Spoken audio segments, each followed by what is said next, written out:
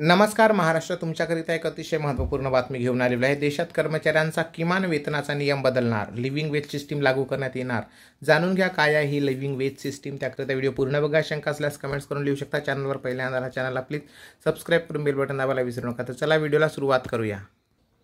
बंधूंनो, आपल्याला माहितीच असेल की सरकारी कर्मचाऱ्यांना 10 वर्षांनंतर नवीन वेतन आयोग लागू करण्यात येत असतो, परंतु खाजगी क्षेत्रात कार्यरत कर्मचारी याबाबत असमानता दिसून येते। यासाठी देशामध्ये आगामी काळामध्ये किमान टाळण्याकरिता उपाय केले जाणार आहेत। सरकारी कर्मचाऱ्यांना 2026 मध्ये 8वा वेतन आयोग नियोजित असल्याने त्याच धर्तीवर खाजगी क्षेत्रातील कार्यरत असंघटित क्षेत्रातील कर्मचारी कामगारांना देखील किमान पगार मिळावा याकरिता देशामध्ये नवीन लिव्हिंग वेज प्रणाली सुरू करण्यात येणार आहे। या लिव्हिंग वेज प्रणालीबाबत सविस्तर माहिती याप्रमाणे आहे। लिव्हिंग वेज प्रणालीनुसार देशामध्ये कामगाराच्या किमान वेतन सारखे करण्यात येणार आहे। सोप्या शब्दांमध्ये सांगायचे झाल्यास सद्यस्थितीमध्ये सर्व राज्यांमध्ये किमान वेतन हे वेगवेगळे आहेत। वरील प्रणालीनुसार सर्व राज्यांमध्ये एकच किमान वेतन लागू करण्यात येणार आहे। यामध्ये महाराष्ट्र राज्यात किमान वेतन हे 62.87 रुपये इतके आहे, तर बिहार राज्यामध्ये 49.37 इतके आहे। तर वरील प्रणालीनुसार सर्व राज्यांमध्ये एकच करण्यात येणार आहे। हेच प्रमाण अमेरिकेत पाहिले तर $7.25 म्हणजेच तब्बल 605 रुपये इतके आहे।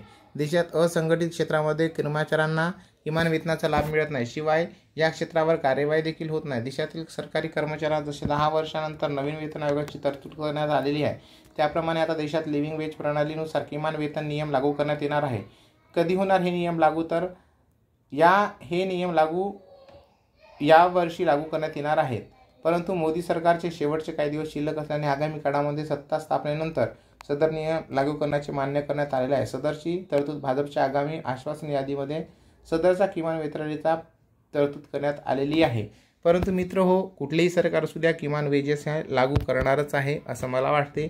तुम्ही बघा काय विचार करता, याबद्दल आपल्या शंका नक्की लिहा। चॅनलवर पहिल्यांदा आला चॅनलला प्लीज सबस्क्राईब करून बेल बटन दाबायला विसरू नका। धन्यवाद। जय महाराष्ट्र।